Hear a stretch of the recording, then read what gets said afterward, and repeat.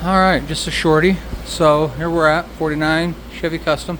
See all the dust on it. So what I'm working on right now is, I mean, the majority of your customs back in the day, and even still, they had a ton of filler, and this is gonna get blasted. So I'm not stripping everything perfect. I'm not worried about surface rust.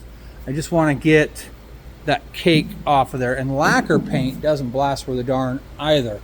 I've found, even my blast man tells me he's had the same experiences. So big broad panels that you'd have to really lean into, I'm trying to get cleaned up. You know, you can kind of see where we started. It wasn't bad where we started, but I'm bringing it down to some. Now he'll get everything else off, get the rust pits, get the profile, and that's that. So, you know, working on this, and I'm finding some other stuff that's. So I got a few things I'm going to have to touch on before I send it out to blast. But I did this side already. This door already. The door shell, the inside of the door. I mean, that's a hard crease. You're not going to warp that.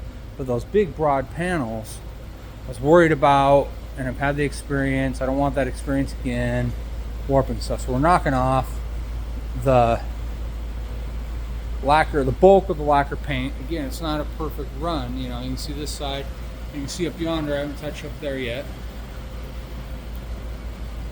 Just getting it knocked down so that I can see the surface, make sure there's no pinholes or more rot. And I found a couple things that we need to address before it gets blasted, so that when we get it back from blasting, there might be a couple things to deal with welding, but mostly it's just right into epoxy, do the texture coat on the bottom, get it back on the chassis. That's kind of the goal. So here we are. We're just stripping it down, getting it ready to get blasted. Get rid of the rust, profile the metal, give me something to work on after that. Thank you.